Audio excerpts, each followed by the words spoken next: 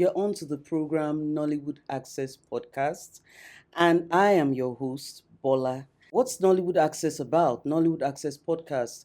We're going behind the scenes to talk to the actors, the producers, the writers, the people that make the industry tick. We're unveiling them in ways you've never ever seen before, raw, unfiltered. And today I have with me, where do I start? My guest is an actress, she's a producer, she's a director, she's a fitness buff, she's a businesswoman, she's an all round creative. So, ladies and gentlemen, put your hands together wherever you are and give it up for the magnificent, the delectable, the beautiful Uru Eke. What an intro! I love it. That's right. What an intro! Thank Yes. you, thank you. My dear, you did take your flowers. Thank In fact, you. take the bush, Bouquet. take the forest, take the forest, catch the bouquet. Thanks, B. Oh, you're welcome. You're Thank you. welcome. Okay, so just tell us a little bit about your background.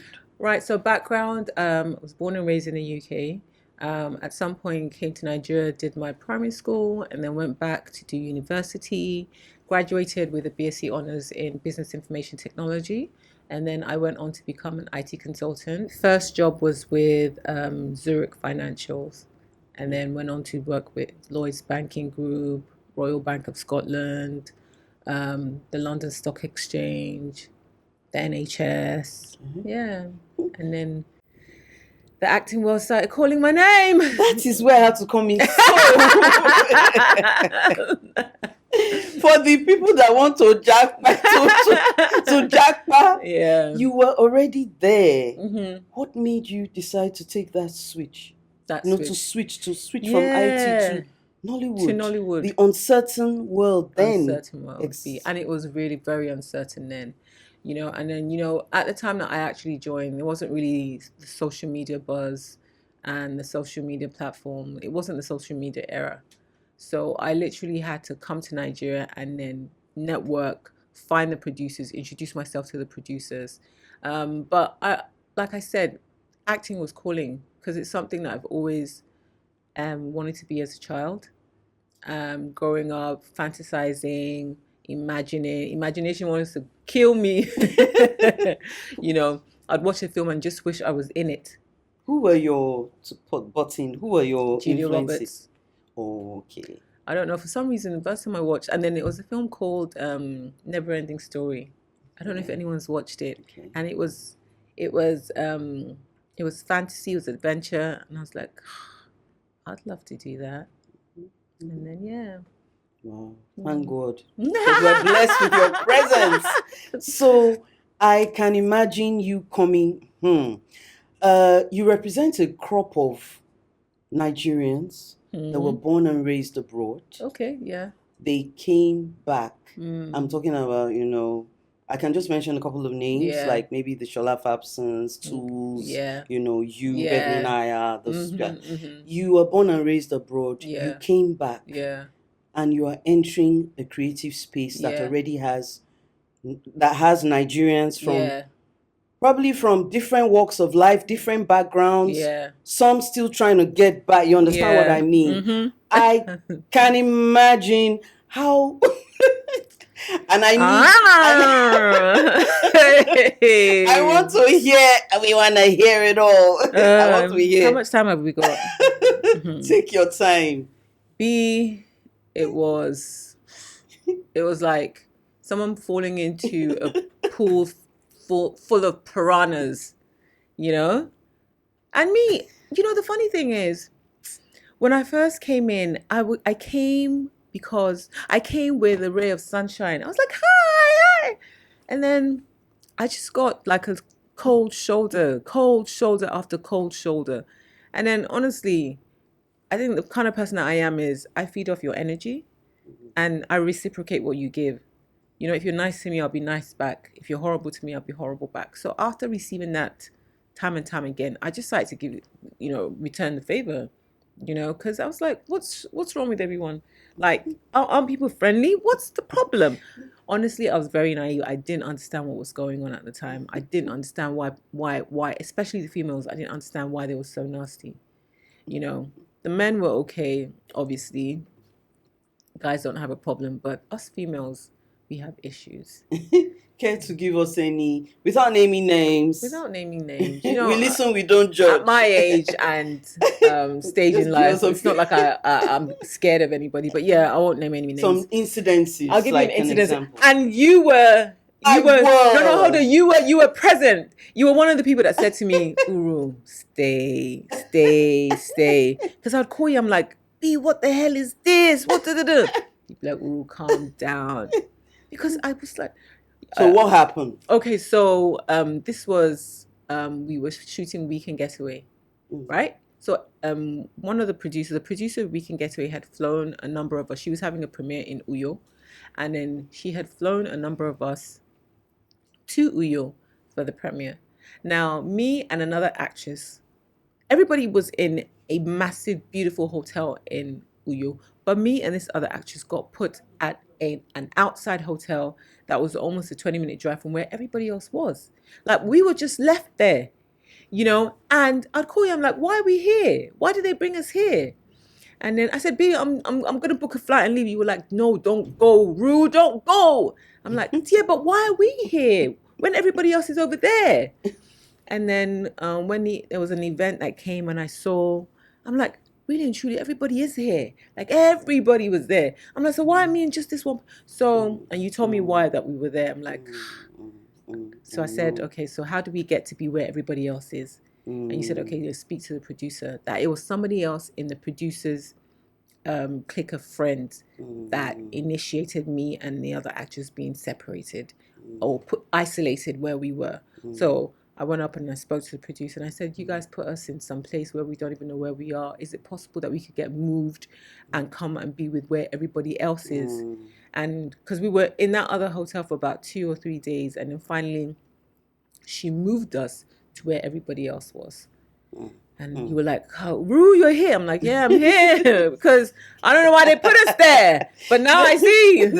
Then there was also a time from there. You also shot in there's the Enugu Asaba axis. Yeah. I know you shot there too. I did. Actually, do you know what? Funny enough, it wasn't even the Asaba people were really nice. They were very welcoming to me.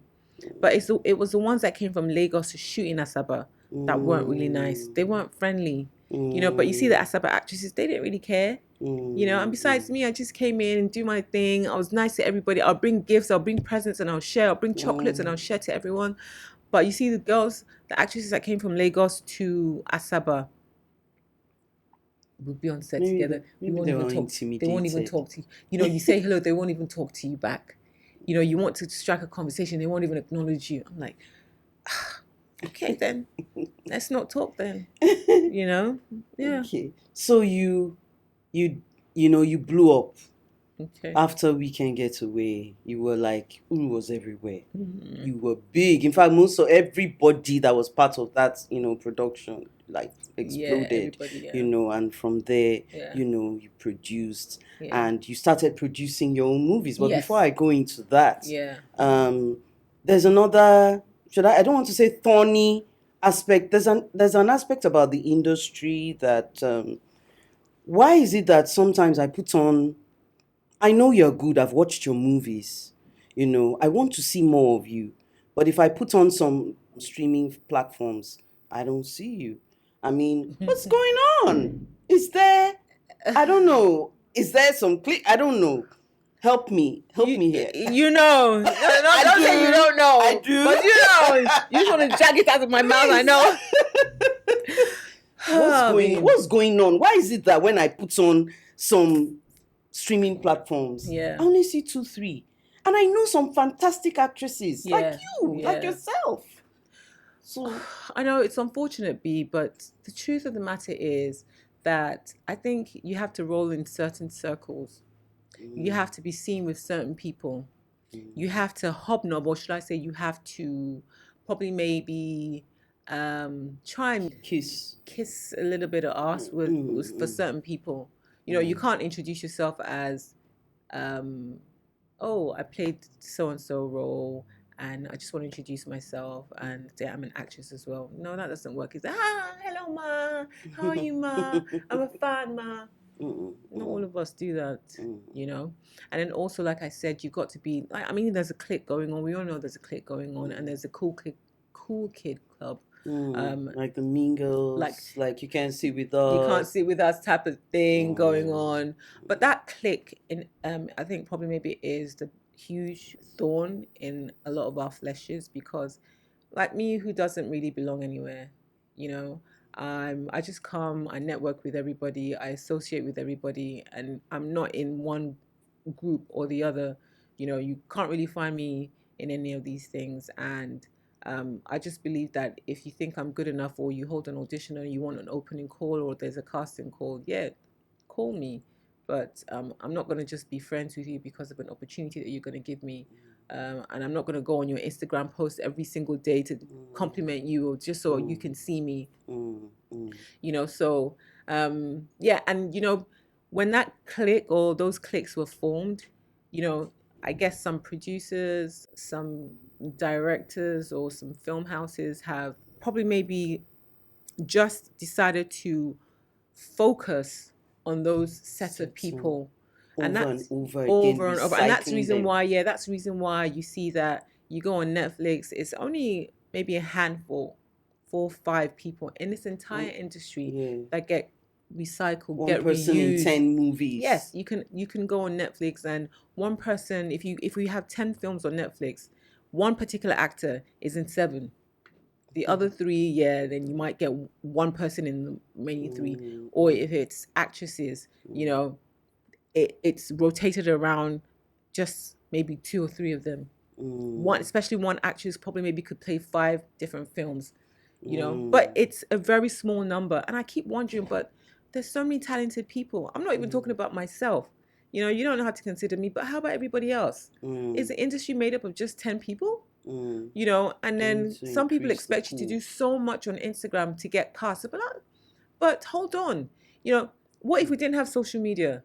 Then how would you cast? Would we not go back to auditions? We would not go back to calling people. You know, I mean, some of the most famous people in Hollywood do not have a social media presence. That social media is another one I'm going to come into. You know, so some people are like, oh, we didn't see you, we don't know when you're around. It doesn't matter. It doesn't matter. If you put the word out there, if you need us to contact you, we will contact you. But you go straight to who you want, and it's always the same person over and over again. You know, so this question that you've asked me, I've been asked so many times, and it's beyond my control. It's nothing I can do. These people have, you know, focused on, and I think I wouldn't say it's a function of the audience, because at the end of the day, you introduce that person to the audience. You can introduce somebody else, you know. So I think it's just the producers. The audience wants to see new people. They do. I think it's just the producers being lazy. And I think it's a case where, you know, everyone's more business minded than artistic in this part of the world. Because if you take someone who's passionate about being an actor, and you say to them, we want certain emotions out, you discuss the character and break it down and allow that person deliver, that person can become your star. You know, but because you don't want to do the work, you just say, oh, you know what, I need the numbers, so let's get this person is going viral right now, this person, who's the it girl right now, who's the it guy right now, who's popping, you know, who's doing the most on social media, we know that person's going to come with their audience, boom. So it's easy casting. The director doesn't really need to do much work, because at the end of the day, you know, you feel that because the audience like this person, that film's just going to do what it's meant to do, you know. And as far as I'm concerned, that's the reason why I feel like our standards are quite low. We don't expect too much. And when you don't expect too much, you can't demand too much. And then, you know, the deliverance obviously is going to be sub. Social media is a whole nother animal. Yeah. I noticed there's a way some actresses have mentioned to me, actors, actresses, even producers, they mentioned to me that, you know, there are some celebrities that have this social media handle. And for some reason, a producer actually told me how she did an event. An actress came, attended the event, did not put where she attended. It was her production. Then went to another event where it was popping. Mhm. Well, where was the trending, Yeah. the happening person. Yeah. And posted, and she wore the same dress, but she also attended the event and did not acknowledge or post or even mention that she was on that. Why is it that, I don't know, the way they worship? Please, let's I want to hear about what your take on that. It still goes back to the last question you asked me about, why don't you see me? You see, people gravitate to where the noise is the loudest, right? And it's possible the reason why she didn't mention that other producer's event was because maybe the producer at the time, didn't have that much visibility, or didn't have that much, wasn't as popular as that other place that she was going to. So she felt like it wouldn't really matter if she talks about that person, but it would matter. She'd get more engagement if she was seen at the other place, if she was hobnobbing at the other place. Whereas, who really cares about this other person? Because, well, no one's really talking about her and she's not doing that much. So people... And they also feel it will help. Some people actually know that by posting you on their handle, it will help it's you. gonna help you. It's gonna boost you. They don't want that. They will withhold the support to spite you, because it's like, why do I want to talk about her? Do you understand what I'm saying? It's Wait. Because you have, like, for instance, I've had some of my colleagues have reached out to me because I lost my page at like 150,000. So growing a new one has been really tough. But I got to a point where I was like, I really don't care. Whoever wants to follow. If you don't want to follow, I'm fine with it. Me, I'm just going to keep doing what I'm doing. And with small number that I have, these are people who have 2 million, 1 million followers. I have literally less than 30,000. But you still send me stuff to post on my 30,000 page. But you won't, when I lost my page, you couldn't even say, okay, Uru, you lost your page. Let me do a post for you so at least people know you've lost your page. But you come to me with my miserable number to still make a post for you. So that's just where we're at. That's just where we're at. The industry, I've heard a lot of things about, the industry being self-serving. Yeah. Very strategic now. There's no friends. Some people are fair with their friends. Like I said, people go where the noise is the loudest. Like, for instance, someone's like, now we're doing a podcast. Someone else could be doing a show and they think, this person, let me check her Instagram page. No, she's only got, but let's invite this person. She has 2 million views. Why? Why? But do you realize that we're all in the same industry? That just because you got your time in the sun now doesn't mean that person's not going to have their time in the sun. Time and chance come to us all. True. But that's the reason why. And I think it's just really Nollywood. I don't think it's like that in the comedy sector. I don't think it's like that in the music industry. I don't think it's like that in the skit industry. I think it's just and I also think it's probably maybe predominantly among the females. I don't know if it's like that. I don't know if the men suffer what we suffer as females, because the females are a bit more, should I say, malicious in their ways. They don't trust each other. They don't like each other. And it's fine if probably maybe you don't like her because you've had an altercation. You don't like this person because, something's happened between the two of you that has broken down that relationship. But I've had people who have acted a certain way towards me and I've never even had a conversation with them. And I don't really mind, but just prepare me, so that I can meet you where you are. Anyway, that's the industry for you. But it does have its good points. It does. What can you say? What can you say have been like the contribution of Nollywood to your life and career? See, I can't knock this industry because this industry has blessed me very greatly. This industry is, for instance, so I've got my first career, which is IT, and this is the second career that I have, which is, being an actor. And both have been very rewarding financially. IT supports my livelihood and gives me sustainable income. Nollywood as well has done that. In the beginning, it was a bit rough, but ever since I became a producer, things started to change. I realized that, selling these films, because you sell your films to multiple platforms, you're compounding, and being a director as well, and being able to tell the kind of stories that I normally might not even get, So I've just had the opportunity to, diversify. And so the rewards, I've been one of the lucky ones. I may not be as popular, but I know that my success is not based on the popularity. It's based on how far I've come. And you've been part of my story. You knew you know where I began, B. And I, I'm not the same person. Status Certainly wise, not. yeah, status wise. It's open doors. Yes, it's open doors. Mm. I remember when I shot Remember Me was funded by the Ford Foundation. Remember Me went to was the only film that was shown at the Tazama Film Festival in Congo. They flew me I to want to Congo. talk about that Okay. aspect.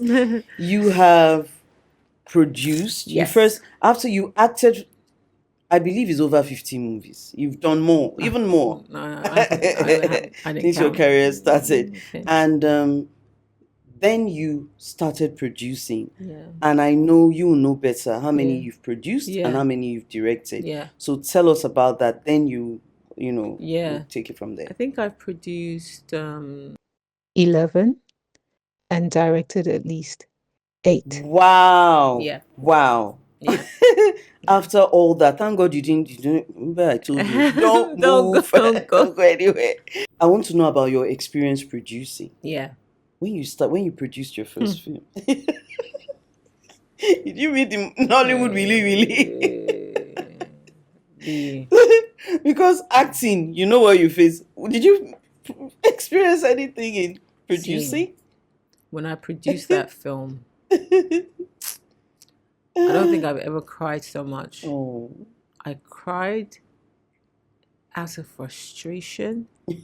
I cried from being flat out spent the budget. I cried from just being at my wits' end. I was like, is this how it is? I'm like, how come nobody warned me? Even you didn't warn me. I tried to. But you know what I love? You kept going. I kept going. You Kept like going. there are times I would be off social media for a while, maybe, depending on where your headspace is.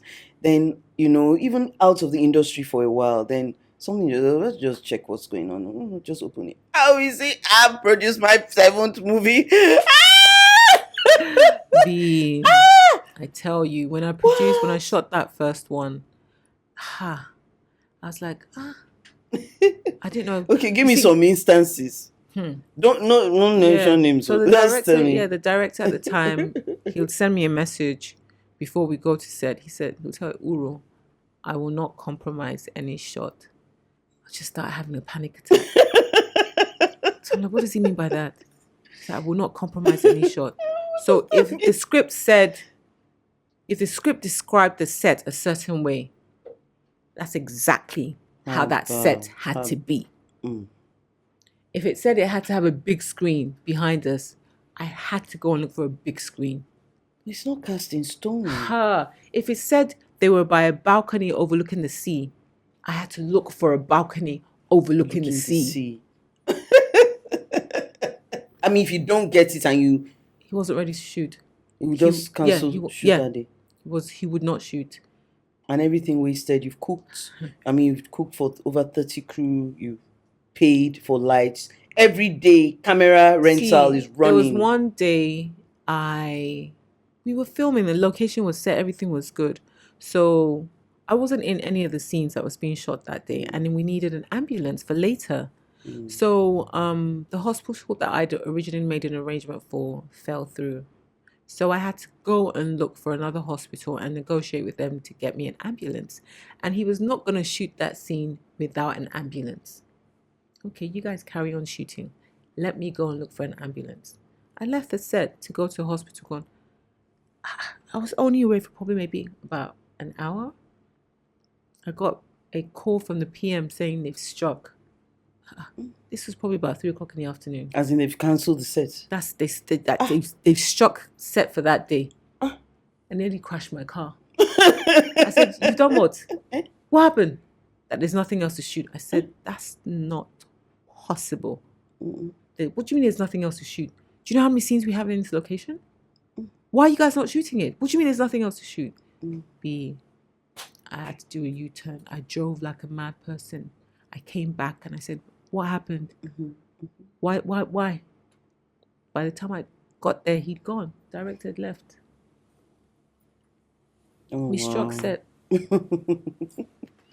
So yeah. I also think sometimes when that's your first time, Yeah. then you know that you're a newbie. But that's because there are some man, you need to some. We will be hearing more of those production stories. There's some women, they will hit the ground like this, hit their chest. They will tell you, "I stand, we die here." You know, there are no men, no women. I wear my trousers, you're wearing trousers, and wearing trousers. Whatever you want to do, you know, because sometimes when they know you're new, I think a lot of that was down to inexperience, because it was my first one. I'd only acted in other people's productions. I'd never like shadowed or understudied, and I'd just come out of film school at the time. So I was very new, and then I was naive, inexperienced. So just took even the some of the crew members were cutting deals. Would ask them, like the gaffer at the time said, "We needed this, we needed that." And I'd already provided equipment. So, but he was like, "No, we need this, we need this." I'm like, "Okay, can you get it?" So he says, yes, he can get it. And then I'll give him the permission to go and get that equipment. And then he'll go and cut a deal behind and negotiate some money. And then just so that he could, and it was just, I wouldn't, that gaffer till today, I will never forget him. He was horrible.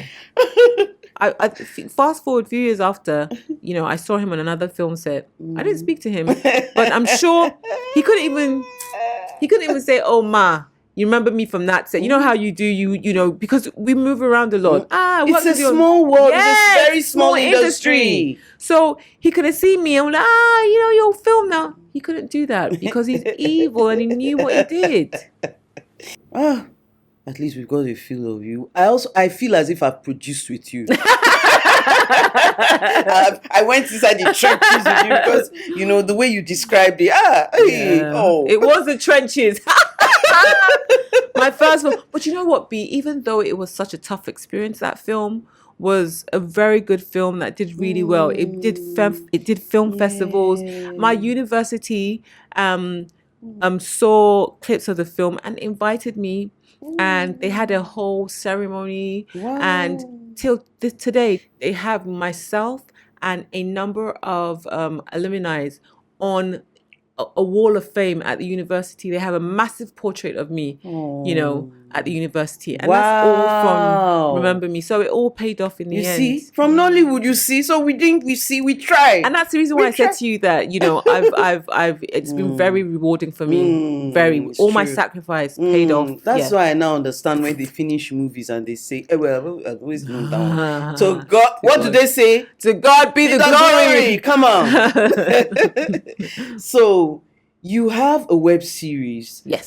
Because, Nollywood is growing. Yes. First of all, Asab Lagos, Asaba, Enugu. Yes. And we got on cinema. Yes. Now it's moving like the locomotive has entered the YouTube, Yep. Yeah, and the streaming platforms. Yep. So I know you've already got some of your films on Amazon. We'll have a list we'll put all that one out, after the program. But you have a web series currently going. We have to talk about that one. Yeah. Yeah. It is shaking everywhere. You and Senator, the comedian and actor, Better Halves. Yeah. Tell us about it. Thank you. So Better Halves was born out of the fact that, okay, I've got this YouTube channel and what am I going to put on it? And you know how YouTube works with consistency. So, and I thought to myself, if I'm going to put something on it, it's just not going to be one film, because obviously you'd have to make a number of films so the films can drop. I thought, let's do a series that at least I'll be consistent with that and he can build the channel. And then, of course, what kind of series would it be? And I was speaking to a producer friend of mine who's actually one of the reasons why I became a director, because she was like, "Ooh, you can do it." That girl, no, she's dear to me. So I spoke to her and said, that I want to do a series. And she said, "Where's it going to go?" I said, "YouTube." She was like, "Okay." She said, "But I think you should do it for African Magic." But I'm like, no, I don't want to do it for African Magic. I want to do it for YouTube because, we just talked about, people on Netflix and Amazon, and you asked me, "Uru, why you're not there?" And it was birthed from that as well, because I said to myself, I said, if I'm not, if I'm not in that clique of people that is constantly being recycled on streaming platforms, I can recycle myself on YouTube. Yeah. So and I said, you know what? I said, no, it's going to go on YouTube. I said, because I need that visibility, not just for me, but, I need the channel to get traction, because I'm not going to be in everything that I produce for the channel, but at the beginning, yes. And it's also for people to see me and remember that I'm still here, So we were brainstorming ideas, and then she was like, "Oh, why don't you do this?" And I'm like, and then I put pen to paper. And then I contact my writer. I have an amazing writer. She's written literally like the last maybe 6 films that I've shot. I spoke to her. I sent her a breakdown, and then she sent me a beat sheet of the 10 episodes. Did some tweaking, and this is where we are. Yeah, they love it. They're eating it up. Absolutely, so absolutely. the people And Senator, I couldn't have asked for a better person to play my husband.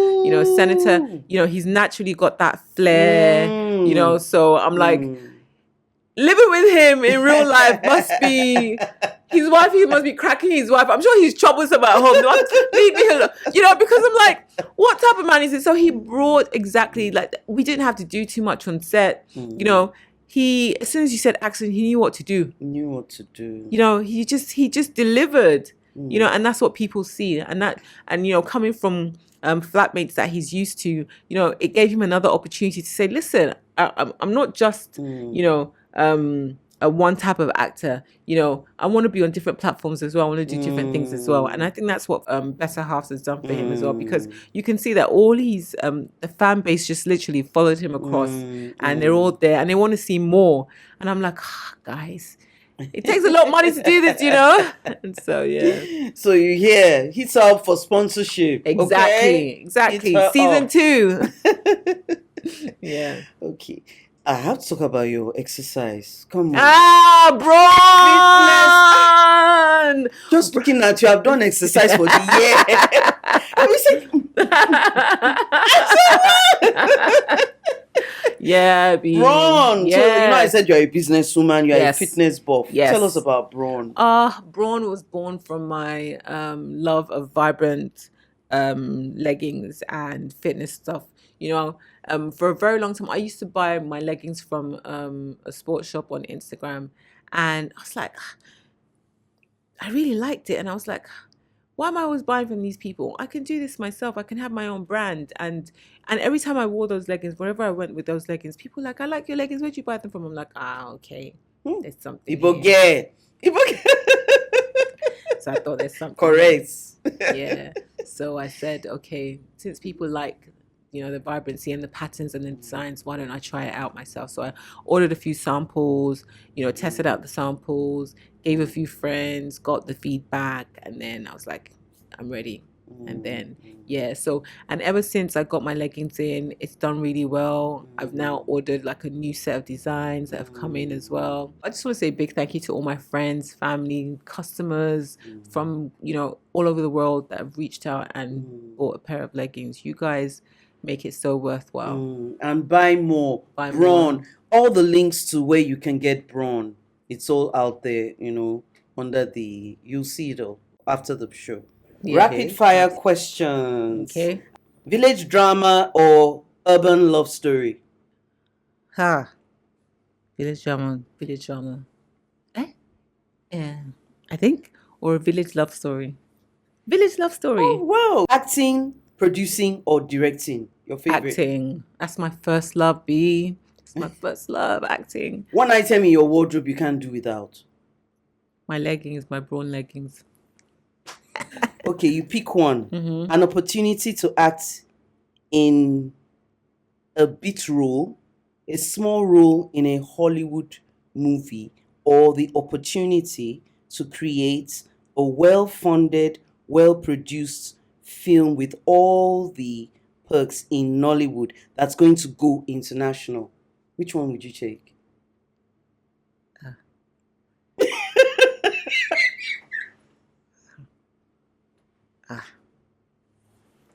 Because you know there's no small role. You know that, B. There's no small role. That small role in Hollywood. Yeah. That small role in Hollywood. Or a Nollywood film that has the budget. Will I act in it? It also has and it has a chance of going international. Oh, you're going to star in it. Give me that. Give me that. How to sweeten that deal now. Give me that. Uru Eke, Yes. it's a pleasure to have you on the Thank show. you. Thank you so much. And I look forward to, you coming Seeing back. more. Yes. Doing more. Yeah. And I wish you. You know, we've got a pair of brown leggings in your size. Oh, you do. We sure do. So hit me up. I need to. I got you. I need to. I got you. Thank you. Thank you for having me. Thank you so much. Thank you for Nollywood Access, guys. Thank you. She said it. She heard it. Yeah.